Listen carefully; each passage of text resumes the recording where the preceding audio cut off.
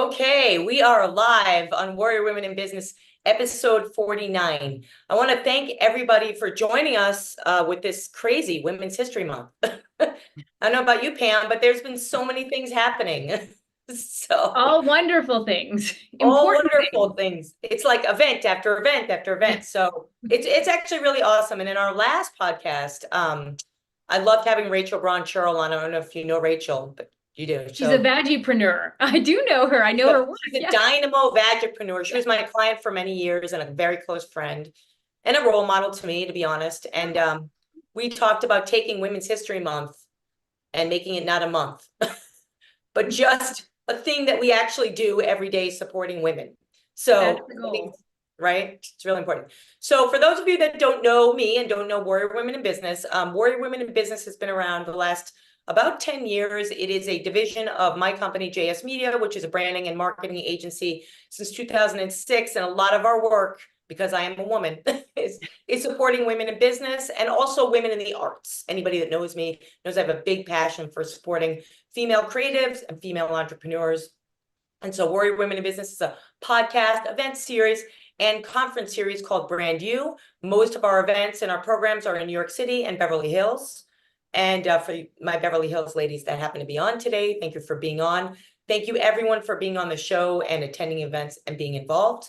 And today's guest, I'm really excited. I'm going to give a big shout out actually to Morgan Stanley right now because I met today's guest rather, on at a Morgan Stanley executive women's breakfast that I'm a frequent attendee of the breakfast. Thank you, Sarah Beanrecker. It's just amazing. I always meet not only the most amazing people, the most genuinely kind women at her events. It's really, really true. Sarah's a wonderful human being. Yeah, she's just the best, and she's hilarious. Yeah. So I think she's so funny. So I met Pam. She was doing talking about her book, which we're going to talk about today. And I was listening to her, and I come from a family of doctors. My mom is a retired doctor, and I've kind of actually done most of my marketing for healthcare clients. So when I heard Pamela speak, I was like, oh man, I got to have her on the podcast and talk about women's health and how women have been revolutionary in changing the way that health is administered and women in the field. There's like so much to talk about. So first of all, say hello, Pam. Hi. Hi. Thank you so much for having me, Jasmine. I'm really excited to be here. I'm so happy to talk to you, both about my other work, about Women's History Month, and about this latest book. The book is called CANDACE PERT, Genius, Greed, and Madness in the World of Science. Yeah, I love the name. So just a little bit on Pam for those of you that don't know her. Pam is an Emmy-winning producer. Of course, she's going to be modest, and writer with a focus on women in the workforce, which is very important, especially this month. And we're going to talk about that. As she mentioned, she's the author of CANDACE PERT, Genius, Greed, and Madness in the World of Science. It's a brand new book, right? 2023? Yeah, it just came out in November. Yeah. Oh, my birthday. Yeah. So it's a biography of a maverick scientist whose visionary research led to both the opioid crisis. And I don't know if you know this, Pam. Well, you don't because we barely know each other. But I actually had a client that is doing a social network around raising awareness around the opioid crisis, particularly in how it affects women. So we could talk about that later. But anyway, so I actually know a lot about it, weirdly enough. And her personal story forms a launchpad to discuss the most pressing issues plaguing science and healthcare today. After 2 decades working in investigative journalism, which is so cool, and documentary film, Pamela is uniquely positioned to tell the story. So all that being said, again, thank you for being on. Sounds like I want to talk to you about women's health. I want to talk to you about the opioid crisis. I want to definitely talk to you about your work in film and your documentary and journalist work. And so there's a lot to cover. I can't wait. Yeah, that's like, let's dive in. Do this in 30 minutes. So that being said, I'd like to start with you telling everyone kind of like your journey. Who are you? How did you get here today? What's your mission? Talk to us a little bit. Well, this is so interesting because I'm sort of going through a branding process myself. And I was just talking to a friend of mine who also does this type of work. And we sort of came up with the mission statement that I am a leading voice in the new majority. So particularly for the last decade, I have been doing work. I mean, obviously women sort of and moving women forward has been a long-term passion of mine. But I've also done work for sort of the last 10 or 15 years, really in sort of a larger diversity space, sort of LGBTQ, Oh, African American, or so, that I would say the new majority. But again, women are sort of, that's the yeah, it closest is the thing new I have. majority. You're right. Yep. Yeah. So that's, Very. but the other thing is it's funny to mention because I don't have a linear career at all. This is sort of my third career incarnation. When I started out, I mean, writing was always my first love and it was sort of what I studied, but then I ended up going into management consulting and banking and trying my hand at that. I was like, this one's too hot. And then journalism, this one's too cold. And, Yeah. when I got into, when I wrote my first book 10 years ago, that was optioned and I started doing film and TV work, and that has just been Oh, my absolute passion since. And in fact, Candace Pert, this project started, I thought it was going to be a film project first, but then it morphed into a book because the more I dug, like I put my investigator hat on, and the more yeah. digging I did, the more things didn't add up, and I just got obsessed. So I needed another book. So tell us about Candace Pert a little bit for those who aren't familiar. So Candace she passed away in 2013, but she was a renowned neuroscientist and pharmacologist who, as you said, stood at the dawn of these three revolutions. One is the opioid crisis, the second was the AIDS crisis, and the third, which is, full of buzzwords today, was really the mind-body revolution. Her Oh seminal yeah. studies from the early 1980s prove the mind-body connection and really have led to integrative or functional medicine as we know it. So she was this sort of scientific prodigy who was there, what I say is long before there was Bessel van der Kolk, and his best-selling Yeah. The Body Keeps the Score, there was Candace Pert. All the stuff that he's saying in his book about sort of trauma and mind-body link, she Yeah. was saying in the early 1980s. So she really did change history because she launched this entire paradigm shift in medicine.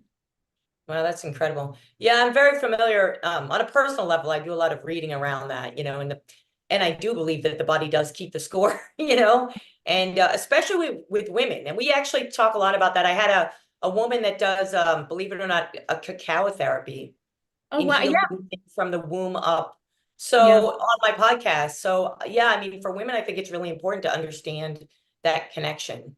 A hundred So, percent. And I mean, interestingly, in the early 80s, when Candace was talking about this, no one thought that stress could cause disease or that our mental and oh, our emotional states, could yes. influence our physiology. But she demonstrated that rather than being a control center of the body, which was the brain was previously thought to be, sort of dictating some logical roadmap that was then Yeah. followed by our body, she proved that our brain is in a constant conversation with our gastrointestinal system, our immune system, our gut, that basically to generate our thoughts and emotions, that essentially it's not just the brain, but this interactive conversation that actually shapes our reality.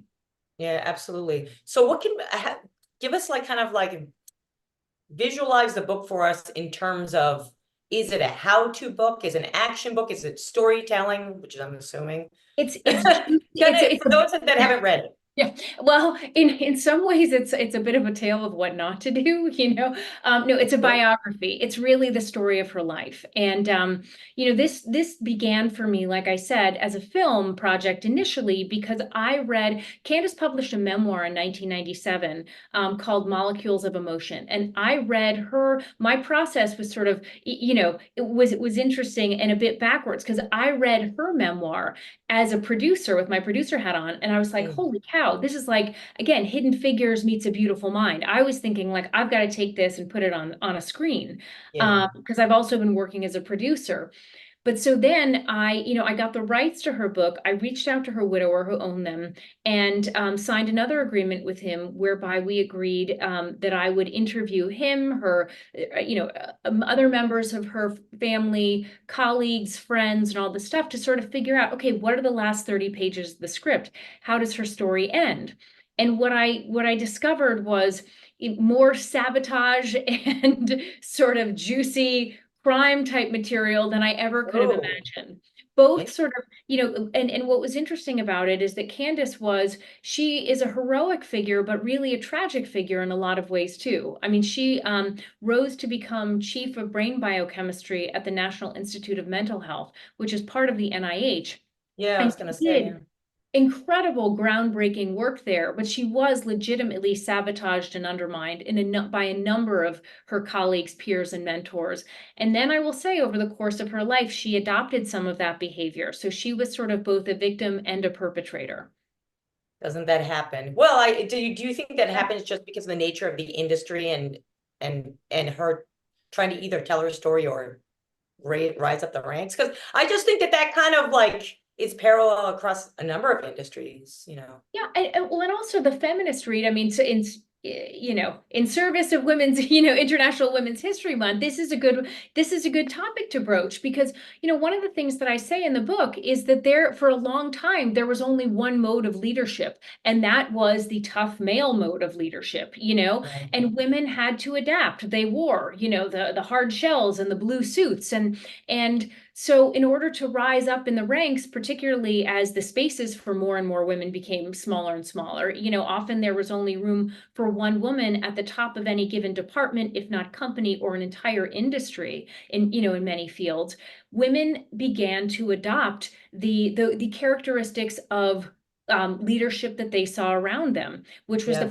primarily the male model. And unfortunately, I think what happened to a lot of very senior women, and this led to the sort of queen bee myth that really no longer, I think, is relevant, is that women started to and also this is true of people of color. They were emulating those leadership traits, but then they ultimately proved a poison pill because then you get labeled the bitch, and then you get labeled, I mean, Right, it of comes back to course. all of those stereotypes where the man is assertive and the woman is bossy and bitchy or something like that. And I think, Right. It's always so that negative. that definitely happened to Candace, and that was a theme in her life.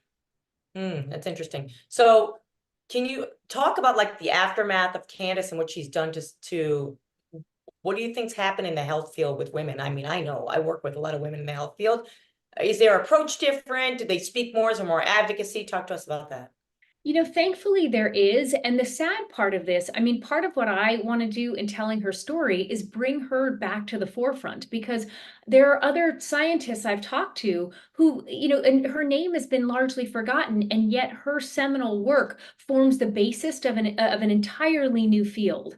So Lisa Feldman Barrett, for instance, who I interviewed, she is, a top neuroscientist, one of the top 1% most cited scientists in her field, really said this woman's work forms the basis of my entire career. I stand on her shoulders. But again, people don't know who Candace is. And so, just to take a step back and to sort of tell you where we were 40 years ago. At that point, when Candace was asserting the mind-body link, she wasn't just pushing the bounds of her field. She was actually refuting the reigning paradigm that had been Yeah. established 400 years before with René Descartes. Descartes was the Yeah. father of modern philosophy and science. And what he had said, I mean, it's kind of a crazy and fun story. An agreement that he had made with the Pope then came to define Western medicine for 400 years because he wanted to autopsy bodies. And they agreed that if the mind held, humans' inherent sacredness, then, once the soul had departed, then the body was fair game for science. And then Yeah. autopsy, therefore, was not a desecration. So as a Mhm. result, when Candace was suggesting that the body had its own innate intelligence, and again, was in constant conversation with the brain to shape our thoughts and reality, she was contesting the very basis of Western science. I mean, this was the foundation upon which modern scientific thought was built. So, I mean, she was basically uttering heresy. And I mean, again, she was being laughed out of rooms. This was like eye rolls generally reserved for mysticism. And Right. so, and part of what It she was reminds me seeing, of the witch trials. I mean, it actually, a lot of it It was. does. I'm sorry, but It, it does. no, sadly, it's true because the entire NIH at the time, I mean, we have seen, and, to really answer your question, we have seen again, over the last 4 decades, science moved in that direction. Obviously, people know that, stress causes disease now, and they've sort of been able to Oh, measure those spikes in cortisol and how they lead to cancer and fight or flight. However, at the time, the NIH and all of Western medicine had been designed according to this Cartesian view. There was a rigid hierarchy, there was a silo-based funding structure. Virologists were not talking to immunologists, or virologists weren't thinking, they were just trying to eradicate diseases. They weren't thinking about what caused those diseases in the first place and how we could actually take proactive steps to prevent them. So, I mean, Candace's legacy, that's her true legacy. I mean, she did a lot of other things, like we can talk about the opioid crisis and her role in the AIDS crisis, but I think her, the deepest part of her legacy was really that mind-body connection. yeah. And I know there's so much that industry is booming, right? The Yep. mind-body connection industry, the coaches, health coaches, life coaches, Yeah. and there's a lot of I don't know if you call them coaches or advisors that are benefiting from neuroscience, right? Delivering. So, Completely. And also the focus on not only, I mean, the buzzword these days is not only lifespan, but health span. mhm, How do we proactively protect the body long before it grows ill? And how do we take steps to sort of, because everybody today is talking about peak performance and flow and right, yeah, how to maximize our capacity. Well, yeah, really, this really started in the 80s with Candace Pert. yeah, absolutely. So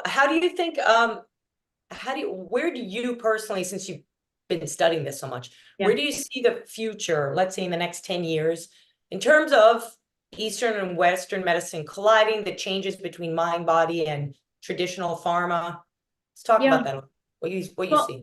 interestingly, I mean, one of the things, so I'll tackle the sort of pharma piece first. And I think, part of what I say is Candace was both the Pandora who sort of opened the box of this industry, and also the Cassandra who ended up really warning pharmacologists and physicians, saying that they had basically become trigger happy when it came to prescription drugs. Right, Part of what Candace was doing and what she studied in her graduate degree when she got a PhD was neuropsychopharmacology, basically trying to figure out the way certain substances, how they fit into sort of receptors in the brain or in the body, and to cause chemical reactions. She pioneered a technique that is still used in science and by pharmaceutical companies. And so what this did is it launched an absolute revolution in drug development. Everything from, all SSRIs, like, depression medication, yeah, everything from Viagra to opioids are really traced back to sort of her early work in the 1970s. However, then she saw, she actually thought, I mean, and again, particularly with her work with the opioid crisis, she thought that she was doing work that would help eradicate drug addiction. But what ended up happening is sort of pharmaceutical companies latched on to her early work and her discoveries, and then ended up creating more potent analgesics, not just opioids, but also drugs to sort of treat a variety of symptoms. And what she said, what she was observing, was psychiatrists and psychologists treating the mind with no regard for its effect on the body, and then physicians treating the body with no regard for its effect on the mind. And so what she was very saying is, truthful. yeah, like, hold on a Yeah, second. How, if they're linked, then they have to be assessed and addressed together. And I think, again, her legacy, and I think where we see this going, to get back to sort of, your initial question, what she was saying, she became somebody who was really rattling the cage and saying, hold on a second, most neuropsychopharmacologists at the time, and arguably today, just like, oh, you got an issue? Like, take a pill, change your life. right. Like, they're signing up for the quick fix. But Candace argued that psychiatric medications and other medications too can often mask the symptoms of disease while leaving the root cause of trauma untreated. And she said, Absolutely. yeah, there are natural means that you can heal the body through the mind and vice versa. Sometimes it takes more work, but ultimately it's more effective. And I think that's what we're seeing now in modern medicine with, and again, a greater focus on figuring out how not to get sick, but when we do, integrating things like meditation, biofeedback, EMDR, all the things, frankly, that Bessel van der Kolk advocates in his book, The Body Keeps the Score, Candace was advocating 40 years ago. Wow. So do you see the traditional doctors incorporating this, or do you see it separate? You know what I mean? In terms of, let's say you go to your primary care, or Yeah. you have to go to a psychiatrist, do you think that they are open to learning about these things because they see their industry is changing, or is this something more future, like the current state? You know what I'm saying? The doctors who are operating now, I mean, even sort of people, I mean, middle-aged doctors, like my age doctors, were not taught any of this in medical school. And so Yeah. what it really has to sort of begin there. Now, medical schools, from what I understand, have integrated a lot of this into their curricula. And it's become, since the 1990s, the NIH has had, I'm trying to remember the exact name, but it's something like the Institute of Complementary Medicine. They're not calling it alternative, they're calling it complementary. So it's not stigmatized anymore. It actually sort of has these sort of more Eastern spiritual notions of the mind not being located in the brain, but actually being a fluid, something fluid that is part of our entire body and brain, has now sort of infiltrated. However, again, if doctors weren't taught it in medical school, then you have to sort of feel out your own doctor, because about how much are our doctors really reading all the medical literature? How much are they sort of into improving and educating themselves? I think that's going to depend on a case-by-case basis, because it really was not part of their education. Yeah, it is on a case-by-case basis, as well as a number of, disease types that I think, it can't necessarily be cured quickly under certain mental circumstances, right? Sometimes you need surgery, sometimes you need medicine, but I think Yeah. just looking at it in a very holistic way, it's about understanding how that aftercare works, and right, Yeah. and how that you can use a mind-body work, or as you mentioned, the complementary medicine to support yourself. So I guess the And question is, how important is self-care as well, beyond just traditional going to the doctor, right? Because isn't the accountability also on the person? Yes, I mean, 100%. And I think, and again, I think the best doctors these days are sort of, I mean, I really love my doctors, and I feel like they are sort of, I mean, they know that I try to take care of myself, but I think that they're always very, that their questions are very thorough about my sort of personal habits and things like that, to make sure that I'm sort of doing as much as possible to sort of stave off disease.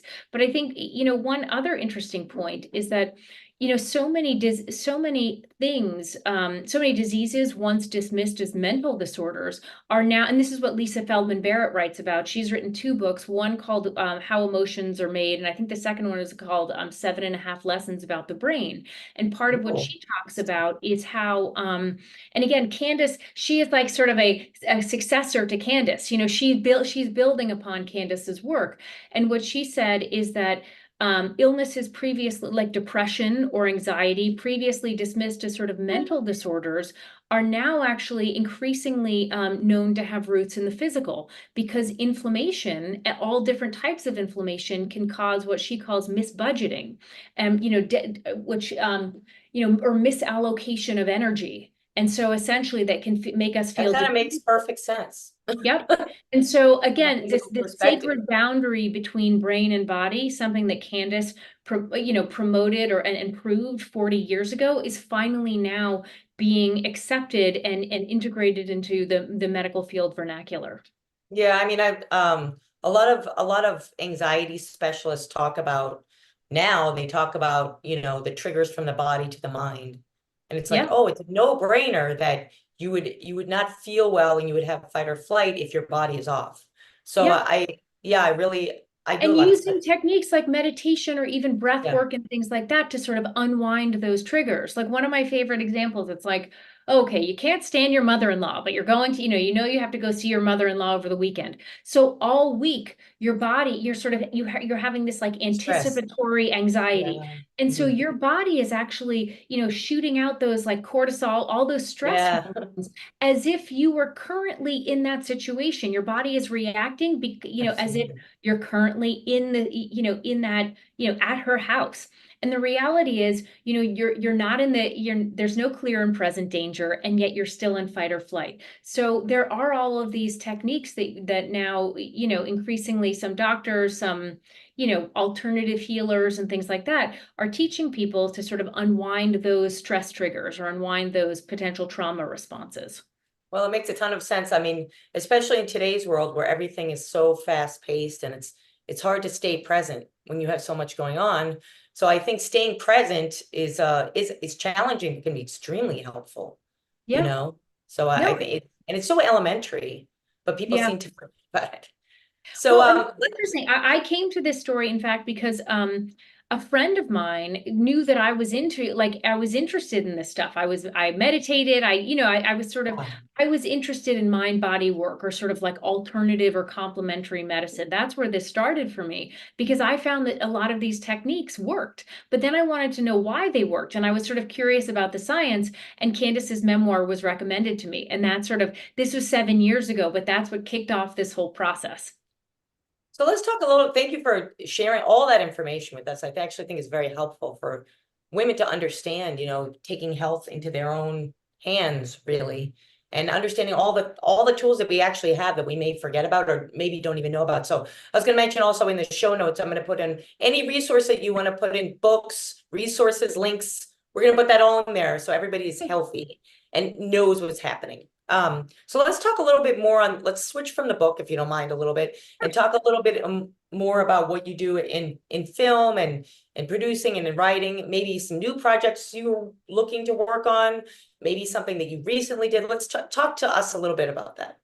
I'd love to. So, I mean, again, this was really an organic trajectory for me. I mean, I'd done theater my whole life, and I'd been producing theater and been on theater boards for 25 years. So this was sort of in my wheelhouse and something I felt really passionately about, but it just hadn't become part of my career. And then 10 years ago, 11 years ago now, gosh, I published my first book, which was called Stiletto Network. Again, nod to women's history. Stiletto Network, inside the women's power circles that are changing the face of business. And this book was about an underground movement of women's dinner groups and networking circles changing the world.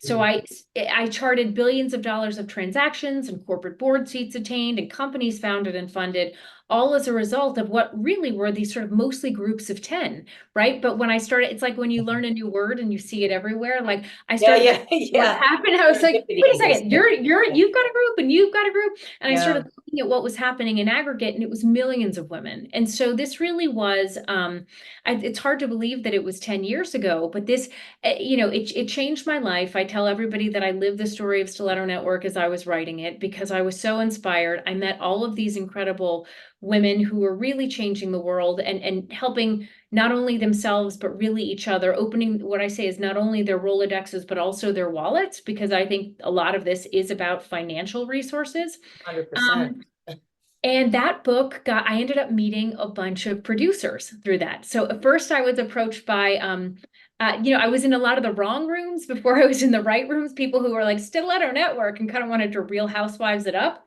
And then Yeah. ended up with, an incredible team developing a scripted show. Um, based on, that book was nonfiction, but we were making sort of a network scripted show based on those themes. Because again, this was, it was published concurrent to Lean In. Then I could never have imagined what would happen with Me Too and the march and the women's marches. But it Right. really, and so that show ultimately sort of didn't go forward. But what it made me realize is that I absolutely loved this work.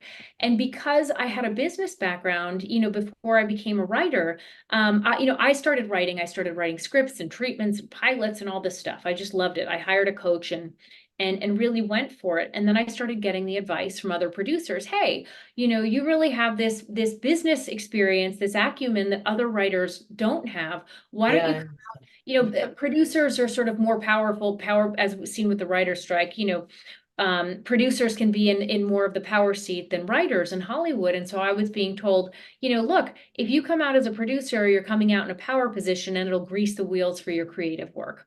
So that's sort of over the last decade, as I've been, this is all, I see it all on the continuum of doing creative work. And I love to make my own, I love to write my own, but I also love to produce other people's. So that's, other people's stories that I feel passionately about. And that's what I've been doing. So that's the wonderful. overview. That's the overview. I love it because part of my company is JSM for artists, and we work with artists, and I'm an artist myself, and I think I love it. It's so enjoyable to get involved with anything creative, especially if you really feel it and you really have passion for it. It's something that you want to support. 100%.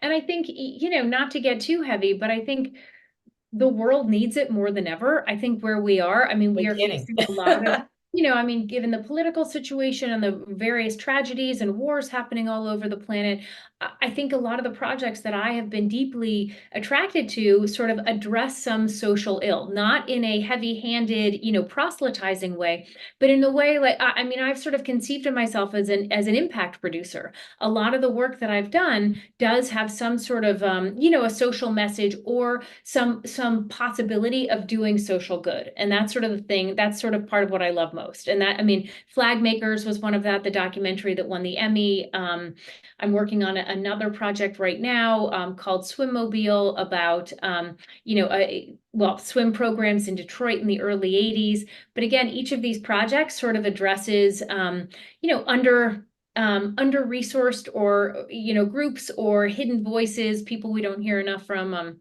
it goes back also to my consulting work, which is really, which was DEI related before DEI became cool. Yeah, it sounds like you've been there and done that, and you're on to, I like how you talked about the majority. It's interesting, no kidding, I was thinking about that last night. I don't even know why. I was thinking this isn't not just women, but all the different smaller groups. It's like, this is actually the majority. Makes a lot of sense. That needs to be your next 100%. I mean, by the way, and it's so funny because I love white men. I have 3 sons, I have 3 white sons. And so it's not, it's with everything I do, even when I would speak about Stiletto Network and stuff, I would always try to be really loving and welcoming to the men in the room. It's like, yeah, you don't want to, it's not you or me, it's you and me. It's really a question of how can we all, you and me, I love that. Yeah, like how can we set up, and again, it's not like white men were terrible because they set up systems that worked for them. They were just sort of doing what they knew and what could benefit them. But now you can learn from the men. Right. And now that we are in a more diverse world, and that's a good thing, because again, all the studies show that greater diversity, with greater diversity comes greater creativity, higher profit margins, everything. Now that we're in a different world, we want to set up systems that, allow for all different groups to feel welcome and loved and to succeed. Because ultimately, like I said, it's also a lot of mind sharing, which is really nice, and it's not a divisive thing. It's more of learning from each other and being collaborative, which is wonderful. And that raises the bar for everybody, right? So no, agree completely. And so question on that for you. So I generally ask my guests, because this is Warrior Women in Business. I'd love to hear about, like, through your career, or maybe even through this book, Pam, have there been talk about those that have supported you, especially women that either have been on your part of your company or women that you've interviewed.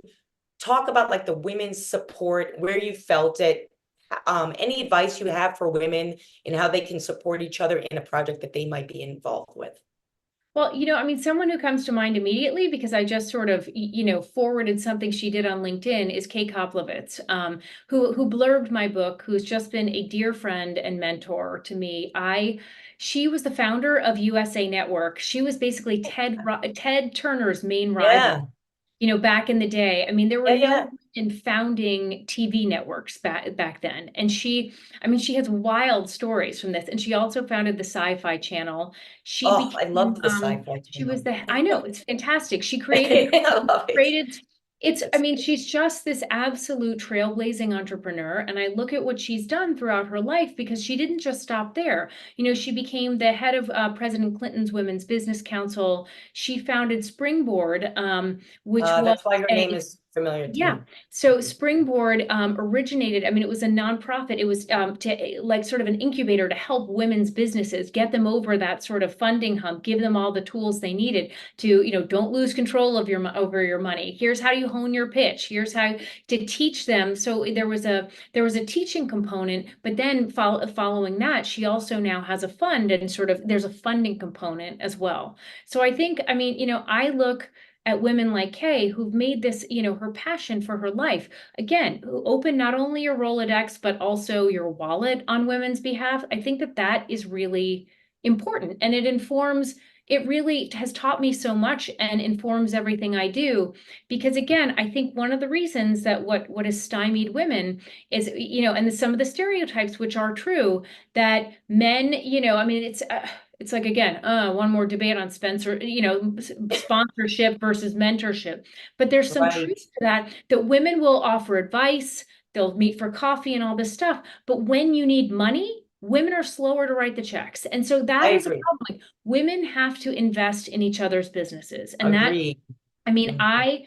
and part of the work I actually did, the consulting work, with Credit Suisse a number of years ago, I worked with the head of investment research there, debunking the queen bee myth, basically saying when there is a quorum of women, when there are enough women that sort of other women feel safe, if you have a company that's either founded by a woman, they hire more women and they promote them, or a department that's run by a woman, the queen bee myth ceases to exist. Like once there are enough women and it's sort of part of the culture of the firm, female leadership, then women hire more women, they pay them more, and they move them more quickly in their careers. They promote them more quickly.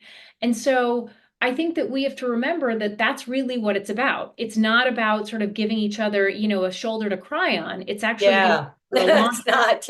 Yeah, it's the launch I pad. love that. Yeah. And that's, I mean, when I look at sort of my mentors and, the women I look up to, like Kay Koplovitz, it's like that is exactly what she's done. Yeah. And And they do she, it. What's interesting, and thank you for all of that. I've been involved. I attended Springboard sessions. oh yeah. Absolutely wonderful. Highly recommend Springboard. But what I was going to say to you is that, yeah, I think what's interesting is when you talk about her, right? And you talked previously about what Candace had done, and uh, that you don't need to take on the exact role of a man or someone in power. You can have the attributes and you can, like you said, drive impact to other women just by doing things that I think is so perfect what you said. It's not just, hey, cry on my shoulder or be emotional. I don't even want that from other women. I'm like, get Yeah. away from me. I want to know, where do you want to go with your career? What do you want to do? You know what I mean? And Yeah. how can we make this happen? And do you need Yeah. money? Do you need education? Do you need the Rolodex? I think Yeah. it's all of that. And I love that you shared that. I don't think I've had any guest really talk about that. And I think it's very, very important. Yeah, I mean, it's so funny. Cindy Gallup, who's another, she's a pistol. Oh She's yeah, the, she's right. hilarious. But she She putting is on, just she's over the always top. posting, don't empower me, pay me. I mean, I Absolutely. think essentially that's what it comes down to. I think there's a lot of fuzzy language around moving women forward, but I think actually it comes down to, shifting the financial dynamics, because ultimately, 100%. I mean, there are many ways to wield power and leadership, but money is an important one, and giving women the resources that they need to create, to again, found companies, because there is, I mean, history has shown that that entrepreneurship is in many ways the door to the palace. That, like, I mean, you're a woman entrepreneur, right? And so that what did in Stiletto Network, one of the female entrepreneurs said to me, well, there's only a glass ceiling if you live in a house that's built. If you get to build your own house and you get to create your own culture, well, then, you're not fighting against, 100 years of, like, working at whatever investment bank, clawing your way up the corporate ladder, you're sort of, you get to create a new value system. And I think that's what I've seen women doing, just, at an incredible rate. And I think that's eventually what's going to be, our great leap forward. You're absolutely right. And having the financial discussions. Yeah. I think having the financial discussions. 100%. We all need to do it, because if only a few do it, it's not going to make the mass difference. Yeah.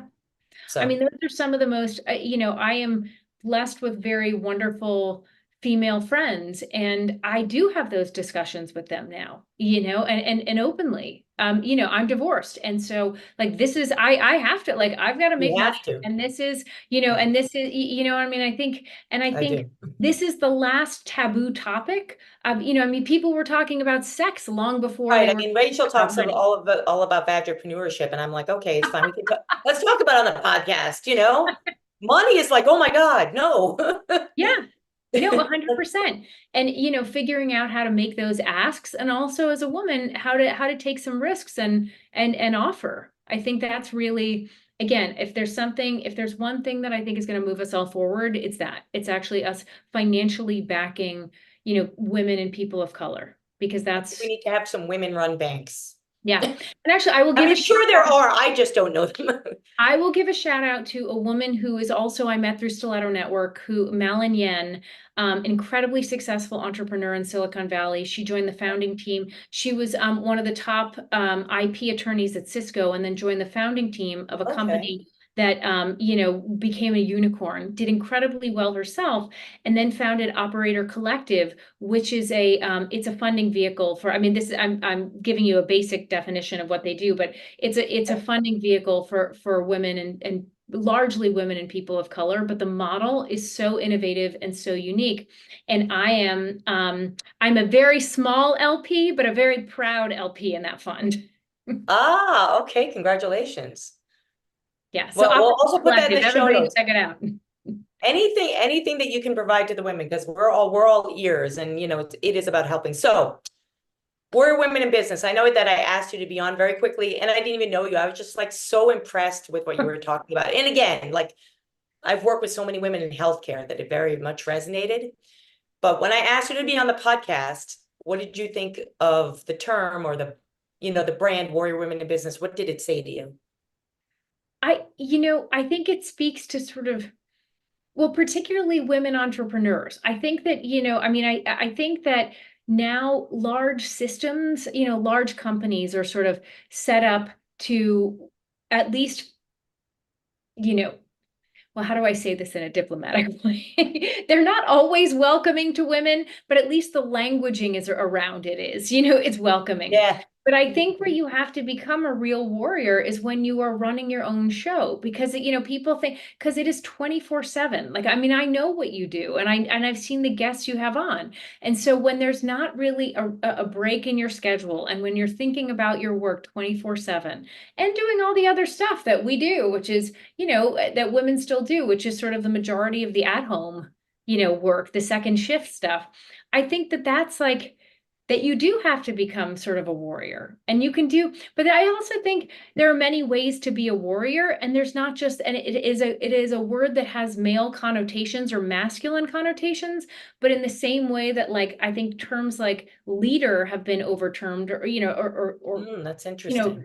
that the characteristics that define leadership aren't necessarily masculine anymore. I think we can also say the same thing about war. Like, there are many different ways to keep fighting, and one of those ways, or in some of those ways, are distinctly feminine and no less powerful. Yeah. And I think Sorry, women it took have. me a little bit to get there, but I was like, No, I love that. And I also think you got me thinking, actually, and I've been doing this for so long, but you got me thinking about, like, having a higher threshold for pain. I don't know. You just made me think about, because we're talking about health and having babies, which you've had, and I can't even imagine the pain, honestly. So, I mean, I did get the drugs. Like, I did. I know, but still, I I mean, did get the epidural, but yeah, it didn't feel great.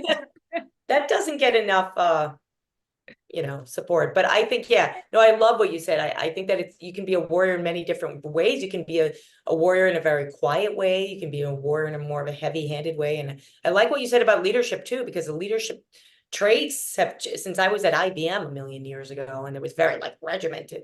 It's Yeah. completely flipped on its head, right? So it's really Yeah, I interesting. think that there's a lot more. I mean, that article that came out in the Times the other day about the Kelsey brothers or whatever, these football, Oh the yeah, football Kelsey. players weeping and all this stuff. I mean, that's like straight out of like Free to Be You and Me, it's like, and so we are just, I think in all walks of life and all, we are seeing different modes of leadership and what it means to sort of be, and I think compassion and understanding and self-awareness. These were all historically female traits, but now I think our best male leaders share those as well. And so I Yeah. think, we can still be tough as nails as women, but we don't always have to be.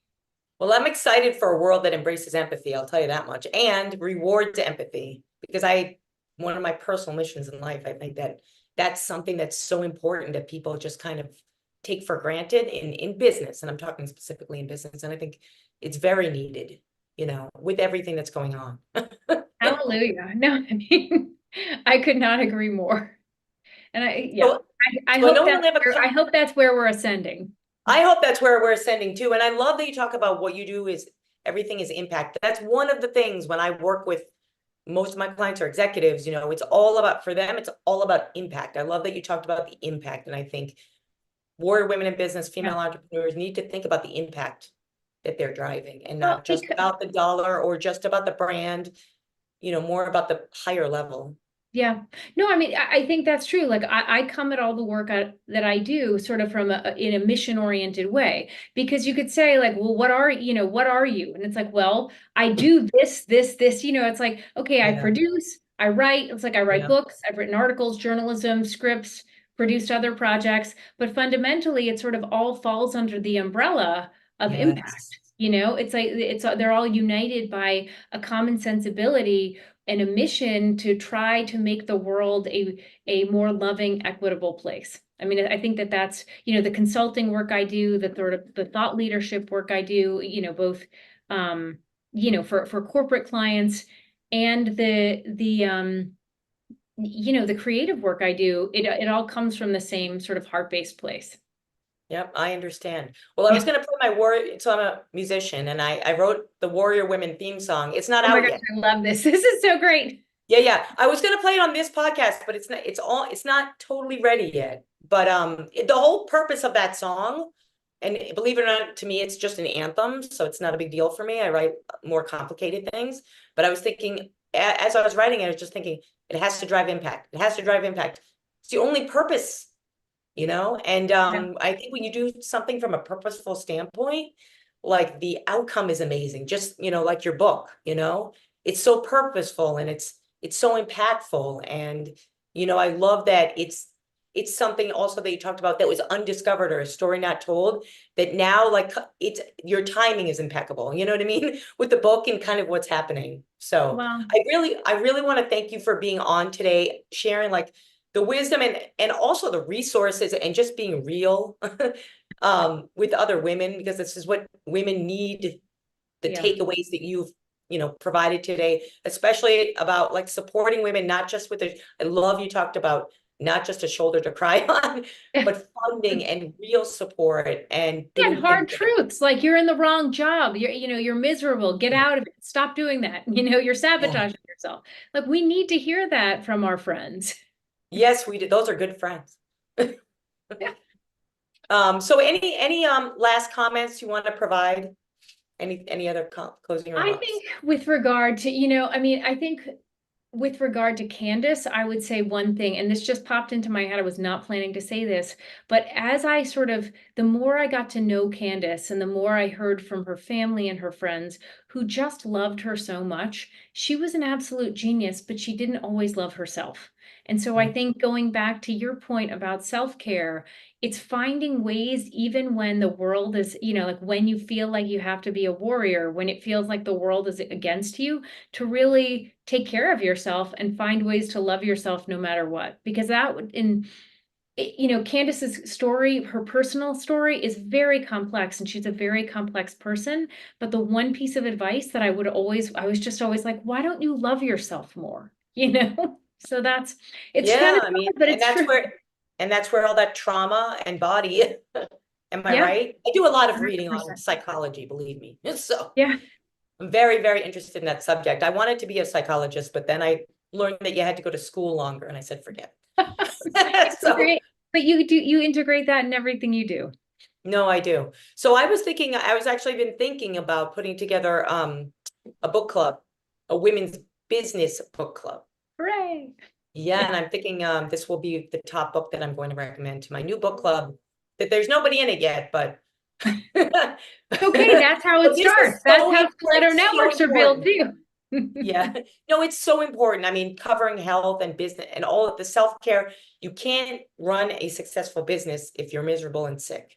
100%. So I think this is elementary. So, okay, thank you so Agreed. much.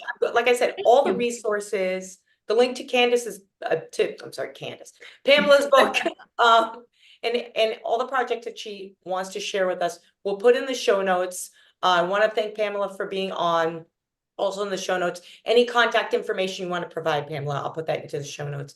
Should any of you want to talk to her, she's fabulous. I've learned so much in the last 35 or 40 minutes. So I'm so glad I reached out. I'm so grateful. Thank you so much. Yeah, you're welcome. You're welcome anytime, and probably have you back on for your next project. I'd be honored. And as the world opens up more, we do events as well, and just some things I want to talk about. So maybe we'll do a showing of one of your films or something. That We're would be very amazing. open, Thank you. very open to doing things. So coming up, this is Women's History Month, so it is crazy busy. What is it? It's Monday. On Thursday, I'm interviewing Tiffany Davis, who is I'm in the Women's Business Network in Beverly Hills. It's amazing. I've seen it grow from 60 women to like a couple of hundred in a year. It's part of the Beverly Hills Chamber. And anyway, so she just ran for council in Beverly Hills this past week. So she runs a entertainment firm. She's a powerhouse, a dynamo. So she's going to be on Thursday live, and then I have a number of other guests that are coming up this month. So it's a very, very busy month, and then we're planning for live events, which I love to do. I don't love sitting in the front of the computer. I actually love events and getting to know other women, supporting other women. So look out for events in New York and Beverly Hills coming up throughout the year on warriorwomenbusiness.com. This show and the show notes will be available in the next couple of days, so look out for your emails. And again, I want to really thank Pamela for being on. She's been an amazing guest. I had a very enjoyable time on episode 49. So thank you so much again. Thank you, Jasmine. You're welcome. And we're going to be signing off. Happy Women's History Month to everyone.